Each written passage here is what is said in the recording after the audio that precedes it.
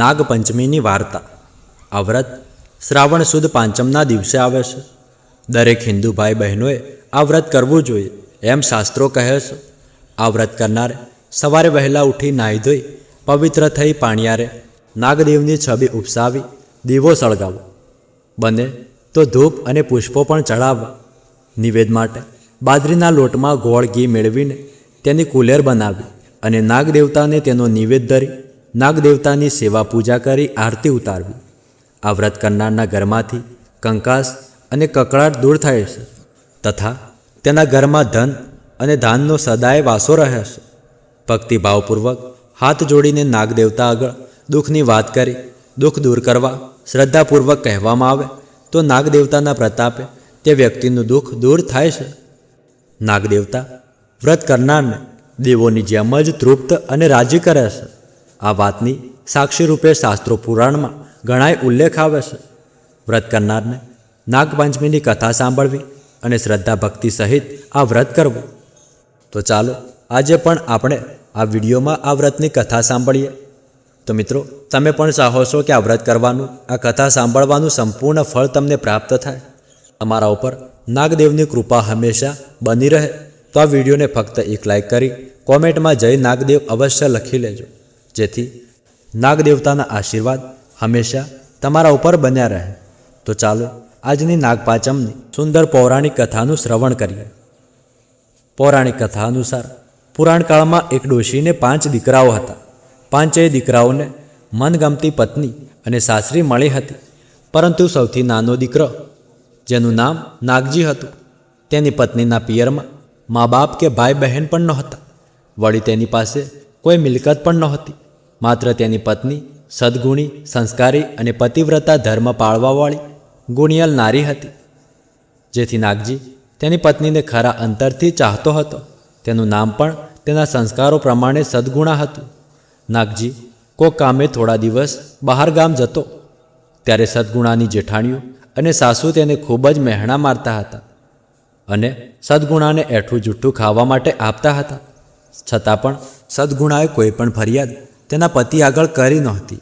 હવે તો નાગજી બાપ બનવાનો છે એવા શુભ સમાચારોએ ચારે ભાભીઓને હેરાન પરેશાન કરી દીધા। સદગુણા ગર્ભવતી થઈ હતી, તેથી જેઠાણીઓને તેનું આ સુખ જોવાતું નહોતું અને મનમાં ને મનમાં તેઓ વિચારતી કે ક્યારે નાગજી બહાર કમાવા જાય અને સદગુણાને અમે હેરાન કરીએ। ભાભીઓએ તેમના પતિઓને નાગજી વિરુદ્ધ ચડાવ્યા અને તેમના પતિઓએ મજબૂર થઈ નાગજીને પરદેશ કમાવા જવા કહ્યું। નાગજી પરદેશ જવા કબૂલ થયો। પત્નીની બેજીવી હાલતની નાગજીને ચિંતા થયા કરતી, તેથી પરદેશ કમાવા જવાનો વિચાર તેને દુઃખભર્યો લાગ્યો હતો। આ વાત જ્યારે તેની પત્ની સદગુણાએ જાણી, ત્યારે તેણે પતિને કહ્યું કે તમે મારી જરાય ફિકર ચિંતા કરશો નહીં, હું સદાય આમ જ હસતી રહીશ અને સમય આવે સુખેથી તમારા સંતાનને જન્મ આપીશ, માટે તમે મારી ફિકર કર્યા વિના પ્રેમથી પધારો। પત્નીના આવા વેણ સાંભળીને નાગજી પરદેશ ગયો। આ તરફ સદગુણા હવે ફરી સાસરીમાં પાછી નોંધારી થઈ ગઈ। જેઠાણીઓએ તેના પર જરાય દયા ના ખાધી અને તેને હેરાન પરેશાન કરી દીધી। ધીરે ધીરે તેને દિવસો વધતા જતા હતા, તોય જેઠાણીઓ તેને ખૂબ જ કામ કરાવતા અને બદલામાં વધ્યું ઘટ્યું એઠું ખાવાનું જ આપતા। એકવાર ભાદરવા મહિનામાં શ્રાદ્ધના દિવસો આવ્યા। ઘરમાં શ્રાદ્ધ માટે ડોશીએ ખીર બનાવી હતી। ખીર બનતી જોઈ ગર્ભવતી સદગુણાને ખીર ખાવાની ઈચ્છા થઈ, પરંતુ જેઠાણીઓએ તેને ખીર ખાવા ન દીધી, ઉપરથી ડગલાબંધ એઠા જૂઠા વાસણો માંજવાને આપ્યા। મનમાં ને મનમાં દુઃખો સહન કરતી સદગુણાએ વાસણોનું મોટું તગારું ભરી તેને માંજવા માટે નદી તરફ પ્રયાણ કર્યું। નદીએ જઈ વાસણોમાં ખીર બનાવેલું તપેલું કાઢ્યું। ખીરના તપેલામાં ખીરના સુકાયેલા પોપડા બાજ્યા હતા, તે તેને તવાથી ઉખાડીને નદી કિનારે એક કપડાની નાની સરખી પોટલી બનાવી બાંધી દીધા અને પોતે વાસણો માંજવા બેઠી। આ નદીમાં એક નાગણી પણ ગર્ભ ભરેલી હાલતમાં વિહરતી હતી। તેણે આ બધું જોયું, બહાર નીકળી નાગણી પેલી ખીરની પોપડીવાળી પોટલીમાંથી બધી જ પોપડીઓ ચૂપચાપ ખાઈ ગઈ। તૃપ્ત થયા પછી નાગણીને વિચાર આવ્યો કે આ બાઈ મારા જેવી જ ગર્ભવતી છે, છતાં પણ તેને ખીર ખાવાના બદલે તપેલામાં ચોટેલા ખીરના પોપડા ખાવાનો વિચાર કેમ કર્યો હશે? નક્કી આ કોઈ દુઃખી બાઈ લાગે છે। આમ વિચારીને તે નાગણી દૂર જઈ ઝાડના થડમાં સંતાઈને સદગુણા શું કરે છે તે જોવા લાગી. વાસણો ધોઈ સદગુણાએ જ્યાં ખીરના પોપડાની પોટલી મૂકી હતી તે જગ્યા પર આવી અને પોટલી ખોલીને જોયું તો તેને નિરાશા મળી, પરંતુ તે દુઃખી થઈ નહીં. ઉલટાની આશીષ આપતા બોલી કે હશે કોઈ મારા જેવી દુખિયારી કે જેને ચોરીથી આ ખીરના પોપડા ખાવા પડે. ભગવાન તેનું ભલું કરે. નાગણીએ ઝાડના થડમાં રહીને સદગુણાના આ શબ્દો સાંભળ્યા. આખરે તે પણ એક દેવી જ હતી. પરિણામે નાગણી સદગુણા પર પ્રસન્ન થઈ અને બોલી કે દીકરી, તારી પર હું અતિ પ્રસન્ન થઈ છું. તું મારાથી જરાય ડરીશ નહીં. મને તારા દુઃખો જણાવ. હું પાતાળની નાગકન્યા છું. નાગણીને બોલતી સાંભળીને સદગુણા વિસ્મય તો પામી, પરંતુ મમતા ભર્યા તેના શબ્દો સાંભળી તે નાગણી પાસે ગઈ અને નમસ્કાર કરીને કહેવા લાગી કે માં, મારો પતિ બહારગામ કમાવા ગયો છે. મારા ઘરમાં મારી સાસુ સાથે 4 જેઠાણીઓ રહે છે. તેમનામાંથી મારો ખોળો ભરાવાનો છે અને એમનો ખાલી છે. આથી મારું સુખ જોવાતું નથી. મારા પર તેઓ વારંવાર મહેણા મારી મારીને મને હેરાન પરેશાન કરી નાખે છે. વળી મારા પિયરમાં મારું કોઈ જ નથી.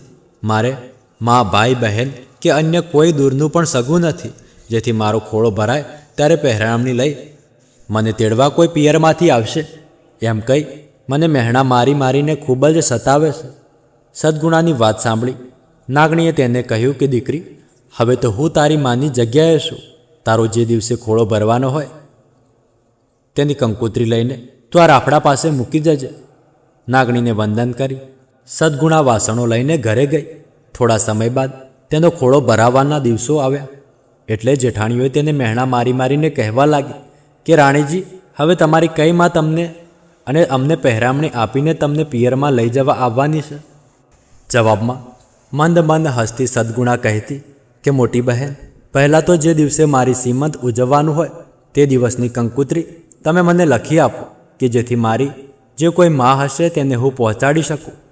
મશ્કરીને મશ્કરીમાં જેઠાણીઓએ કંકોત્રી લખી આપી ને મહેણું મારતા કહ્યું, લો આ તમારી મા પર કંકોત્રી લખી છે તે મોકલી આપો, જેથી તમારી મા ગાડું ભરીને વસ્ત્રો વગેરે લઈને આવે. સદગુણાએ કંકોત્રી લઈને નદી કિનારે આવેલા નાગણીના રાફડા આગળ મૂકી દીધી. જે દિવસે ખોળો ભરાવાનું મુહૂર્ત હતું તે દિવસે સદગુણાની જેઠાણીઓ એકબીજા સાથે વ્યંગમાં હસી હસીને વાતો કરતી હતી અને કહેતી કે અલી ચાલો આપણે બધા જડ તૈયાર થઈ જઈએ. આજે તો દેરાણી સદગુણાના સીમંતમાં એની કોક મા વસ્ત્રો આભૂષણોના ગાડા ભરીને લઈને આવવાની છે. આમ વાતો કરતી જાય અને સદગુણાને સંભળાવતી જાય. સદગુણા આ બધું સાંભળતી રહી, પણ તેને ભારે વિશ્વાસ હતો, તેથી મનોમન એ પણ હસી રહી હતી. ત્યાં જ બળદોની ગુગરમાળ રણકી ઉઠી. કુતૂહલવશ બધી સ્ત્રીઓ ઘરની બહાર જોવા માટે નીકળી પડી. જુએ છે તો એક ગાડામાં સોના, ચાંદી અને રૂપાના વાસણો ભર્યા હતા, જ્યારે બીજા ગાડામાં હીરા, મોતી, માણેક અને સોના ચાંદીના દાગીના ભર્યા હતા. ત્રીજા ગાડામાં પહેરામણીમાં આપવાના વસ્ત્રો ભર્યા હતા. આ જોતાં જ જેઠાણીઓના કાળજામાં તેલ રેડાઈ ગયું. દેવ જેવા 3 ભાઈઓ ગાંડા લઈ આવ્યા. તેમણે સદગુણાની ખબર અંતર પૂછી કહ્યું, બહેન, અમને માએ તમારા સીમંતના પ્રસંગે આ પહેરામણી લઈને તમને તેડવા માટે મોકલ્યા છે. જેઠાણીઓના મોઢા પડી ગયા હતા. સીમંતનો પ્રસંગ પ્રત્યો એટલે વાજતે ગાજતે ગાડામાં સીમંતનો કુંભ અને ફૂલમાળા લઈને સદગુણા બેઠી. તેના ભાઈઓએ સૌની વિદાય લઈ ગાંડા હાંકારી મૂક્યા. નદી કિનારે આવી ગાંડા અદૃશ્ય કરી 3 ભાઈઓ રાફડા આગળ આવીને ઊભા. ત્યાં જ જાણે ચમત્કાર થયો હોય તે આપોઆપ રસ્તો દેખાયો. સૌ પગથિયા ઉતારવા લાગ્યા. થોડી વારમાં સદગુણા પાતાળ લોકમાં એક મહેલના દ્વારે આવીને ઊભી રહી. ત્યાં જ દરવાજામાં નાગણી તેનો સત્કાર કરવા અપ્સરાની જેમ શોભી રહી હતી. દીકરીને જોતાં જ નાગણે તેના ઓવારના લીધા અને આવ દીકરી કહીને આવકારી. તેને મહેલમાં લઈ જવામાં આવી. તેના માટે એક સરસ મજાનો સુશોભિત ઓરડો તૈયાર કરવામાં આવ્યો હતો. તે ઓરડામાં લઈ જઈ નાગણ બોલી કે દીકરી, અહીંયા તું હવે સુખેથી તને મન ફાવે ત્યાં સુધી રહેજે. દાસ દાસીઓ તારી સેવામાં ખડે પગે હાજર રહેશે. સદગુણાના હરખનો પાર નહોતો રહ્યો. મામા કરતાં તેનું મોઢું સુકાતું નહોતું. એમ સમય પસાર થઈ ગયો અને સદગુણાના પેટે દેવ જેવો દીકરો જન્મ્યો. નાગલોકમાં આનંદ ઉત્સવ મનાવવામાં આવ્યો. નાગણે તેનું નામ નાગમણી રાખ્યું. 1.25 મહિનો થયા પછી સદગુણાને ઘર અને પતિ યાદ આવ્યા એટલે તેણે નાગણની રજા માંગી. નાગણે તેને રજા આપતા કહ્યું કે હે દીકરી, તને જ્યારે જ્યારે ગમે તે વાતે જરૂર પડે ત્યારે તું મારા નદી કિનારાવાળા રાફડા પર આવી જજે અને મને માં કહીને બૂમ મારજે. હું જ્યાં હોઈશ ત્યાં તારો અવાજ સાંભળીને હાજર થઈ જઈશ. આમ કહી ફરી પાછા અઢળક દ્રવ્ય અને આભૂષણો સાથે દીકરીને નાગણે વિદાય કરી. રાજકુંવર જેવા પુત્રને લઈને રંગે ચંગે સદગુણા સાસરી આવી. હવે તો તેની જેઠાણીઓ પણ તેને માન દેવા લાગી હતી. સૌ વેર ઝેર ભૂલી ગયા અને સુખે રહેવા લાગ્યા. એક દિવસ બીજા 4-5 ગાડા સદગુણાના ઘર આગળ આવી ઊભા રહ્યા. કોઈ રજવાડી પોશાક પહેરેલો નવજુવાન તેમાંથી નોકર ચાકરો લઈને નીચે ઉતરતો જણાયો. સદગુણા ધ્યાનથી જોયું તો તે પોતાનો પતિ નાગજી હતો. પતિ પાસે સદગુણા દોડીને જતી પહોંચી અને પતિનું સ્વાગત કરી ઘરમાં લઈ આવી. પતિએ ઘરમાં પગ મૂકતા જ ઘરનું વાતાવરણ બદલાયેલું જોયું તો પૂછ્યું, આ બધું કેવી રીતે આવ્યું? સદગુણાએ થોડી શાંતિ રાખવા જણાવ્યું. પછી પતિને ભોજન જમાડી ડોલિયા પર બેસાડી બધી જ વિગતપૂર્વક વાત કહી સંભળાવી અને કહ્યું કે સ્વામી, આ બધો પ્રતાપ મારી નાગણ માતાનો છે. હવેથી દર વર્ષે શ્રાવણ માસની સુદ પાંચમનું વ્રત કરીને નિયમ પાળવાનો છે. આમ નાગપાંચમની કથા છે. વ્રત કરનારે સદગુણા જેવા સદવિચારો અને સદગુણો રાખી વ્રત કરવું. પુણ્યના પ્રતાપે આ સૌ દુઃખ દૂર થશે. તો મિત્રો, બોલો નાગ દેવતાની જય. તો આ હતી આજની આપણી નાગપાંચમની વ્રતકથા. તો મિત્રો, આશા કરું છું કે આ કથા તમને પસંદ આવી હશે. જો પસંદ આવી હોય તો આ વિડીયોને એક લાઇક કરવાનું ભૂલતા નહીં અને કોમેન્ટમાં જય નાગદેવતા લખવાનું ભૂલતા નહીં, જેથી નાગદેવતાની કૃપા હંમેશા તમારા ઉપર બની રહે. અને આવી જ કથાઓ માટે અમારી ચેનલને સબસ્ક્રાઈબ કરીને બેલ આઇકન પ્રેસ કરી દેજો, જેથી આવી અવનવી કથાઓ તમને સમયસર મળતી રહે. તો આજના વિડીયોમાં આટલું જ. મળીએ આગળના વિડીયોમાં. ત્યાર સુધી ધન્યવાદ.